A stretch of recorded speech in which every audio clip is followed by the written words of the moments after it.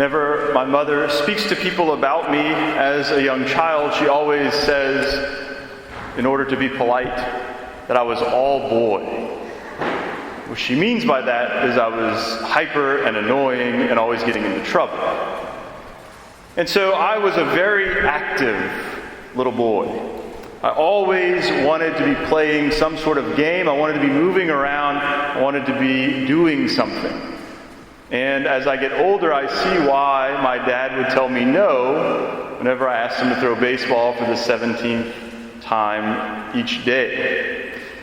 And one of the games that I enjoyed playing is hide and seek. How many of y'all like to play hide and seek? I like to play hide and seek. And it's fun to go and find a hiding place. Right? To search out and to find that perfect place where no one's going to find you. And to have the cry of success whenever someone else gets found and you're still in your spot. But as much fun as that is, I think that seeking is the best. Right? You are it. But you get to go and find people and destroy their hopes and dreams of not being found. Right? That's really fun.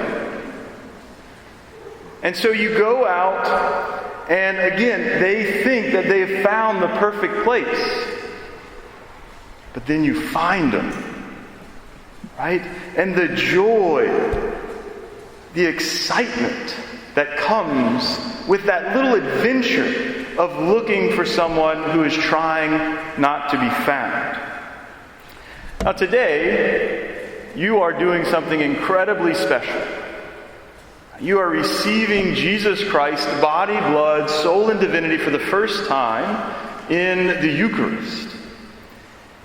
And it looks like bread and wine. It looks like bread and wine. But it's not, right? It is Jesus. That's what our faith teaches us. So why is it this way?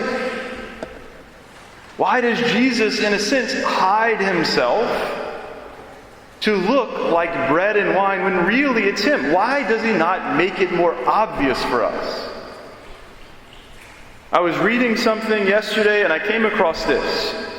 It said, Jesus hides again in the Blessed Eucharist under the appearance of bread and wine, so that our faith and our love may seek him out. It's a very, maybe bad analogy, but it's like a game of hide and seek.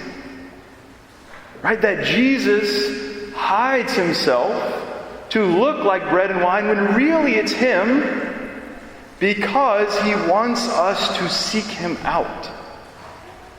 Because just like when we're playing that game of hide and seek, the more we're looking for someone, or if we hear their footsteps by him, our heart starts racing and we get really excited. When we get close to Jesus, when we find him in the Eucharist that you're about to receive, we should have, in a sense, that same excitement.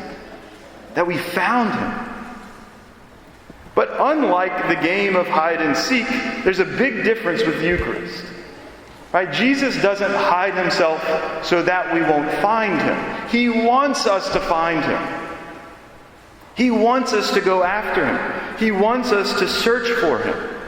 But he hides himself so that we grow in our faith, that we grow in our excitement, that we grow in our love for him when we do find and receive him.